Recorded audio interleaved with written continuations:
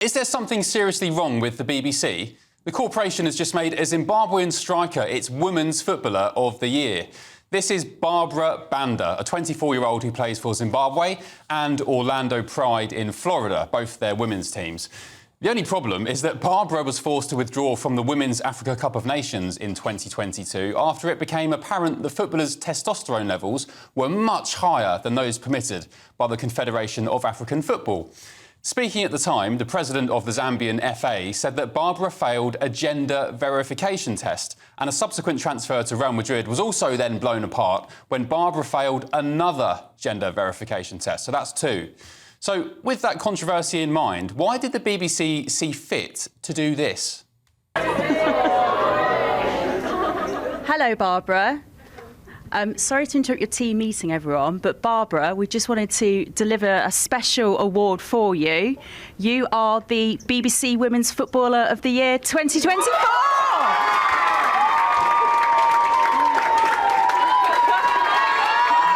Congratulations!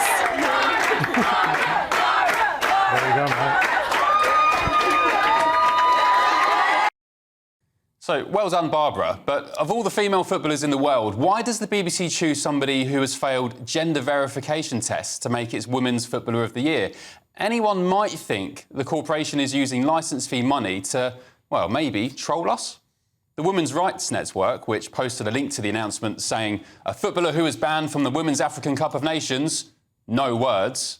And the campaigner and former Olympic swimmer Sharon Davies said on X that the award was just bloody ridiculous.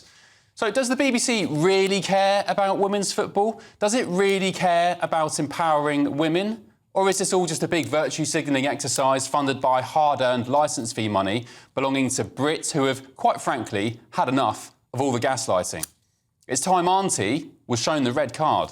Using the internet without a VPN is a bit like taking to the road without car insurance. All it takes is one unlucky moment to cost you a lot of cash. We want to help protect you. This video's sponsor, Private Internet Access, is the VPN to help keep you safe. Now, you might be asking, what is a VPN? Well, a virtual private network is an app that hides your IP address and safeguards your internet connection through an encrypted tunnel. This way, it shields your digital life from the eyes of those that are looking to exploit your private information. Whenever you connect to the internet on a public Wi-Fi network, such as at airports, coffee shops, friends' houses, or even in your own home, your data is at risk of being stolen. Hackers that are connected to the same Wi-Fi network have the ability to steal your personal data with ease. T-Mobile reached a settlement this year with the US Federal Communications Commission after they suffered data breaches in 2021, 22, and 23. In 2023 alone, over 37 million customers' data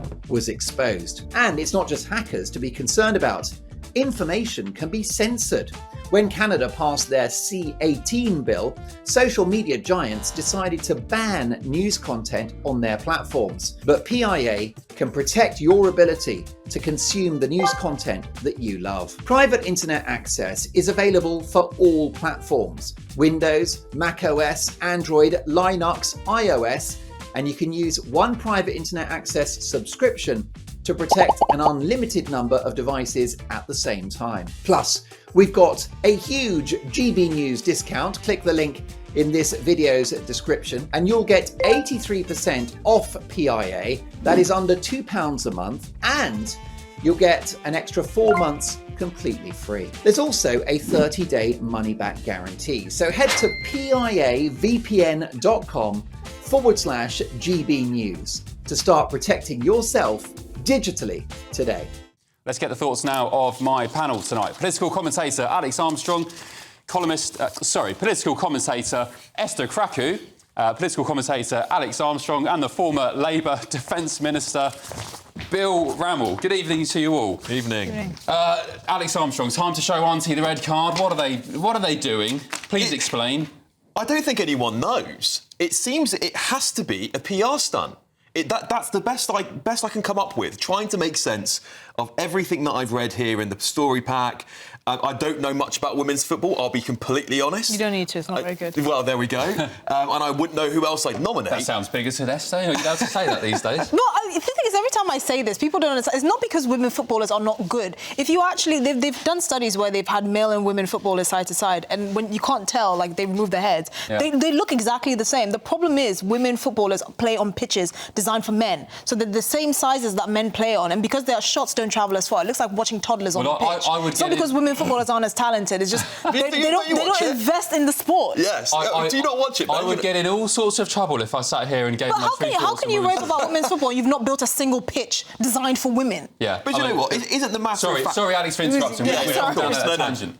No, I was just going to say, isn't the matter of fact about this that every single person that's commented this, even people at the United Nations, are saying these gender rules that the Confederation in Africa have put in place are there for a reason. They're there to protect women. They're there to make sure the sport is fair. Even the UN are saying it, and they're pretty woke. Isn't it a bit horrifying that we have gender eligibility rules? Why is that necessary? You're either well, it is because, for want of a better phrase, gender fluidity. The bottom line but that's irrelevant. No, but the bottom line is it is unfair for genetic men to be competing against women. But there's no in other kinds of men. It's unfair for men to compete against women in sports. It's really that simple. And the muddying of the language and the saying, but the gender this, and that has nothing to do with sport. This individual, I'm sorry, the elephant in the room is clearly a man. Well, right? I don't know. Clearly a man, not a sports bra inside. Well, Guess what? As a woman, I can say no woman can play football without a sports bra on. It's not been verified. We have things in the way. Whether it's a man or a woman, and I don't know. And my simple point is... You don't know? You didn't notice the bulge? No, I haven't. Okay. I haven't particularly... I'm just... it's there. The bottom line is this person failed a testosterone test in 2022 Maybe it's 'cause and he's a therefore man. was excluded from a competition. The problem is there aren't the same rules in each competition. So FIFA have different rules, the Olympic Association have different rules. That needs sorted out. There needs to be mandatory sex testing at a set level. And in terms of the BBC, I think this is cock-up rather than conspiracy.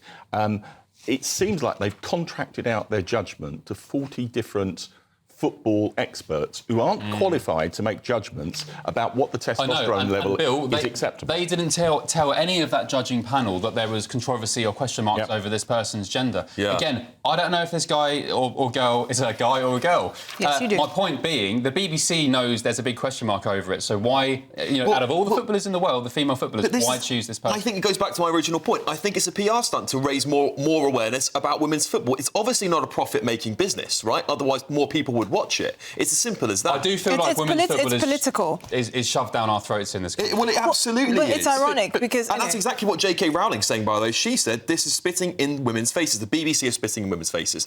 She said they not go door to door knocking to find a woman. But there's a fundamental unfairness at the heart of this. I saw a statistic that in 2017, 5,000 men ran a faster time than the woman Olympic 400 metre.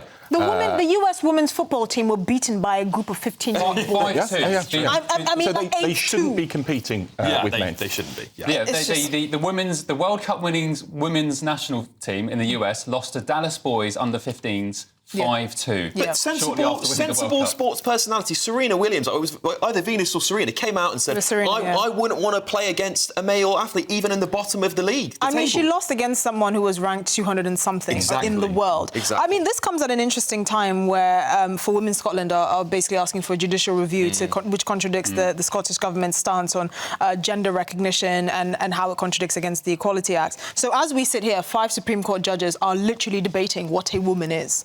It's mad. Amongst them, being led by a man, a male judge, by the way. We've lost our minds. We've absolutely lost our minds. It's frustrating because we have real problems in this country. I'm even pained by the fact that we're having this conversation as if people are not going to freeze to death this winter or the economy isn't going down. It's the BBC that continually push this kind of stuff, and I don't understand why. There's an array of amazing, talented female footballers, not as good as the men. It's just simple. It's genetics, as you said. Men are faster, they're more powerful, they're more technical. Well, it's more entertaining. But here's the thing. I would say this. If they actually invested in women's football, if they actually, the crazy idea, made like the pitches the size of women, right?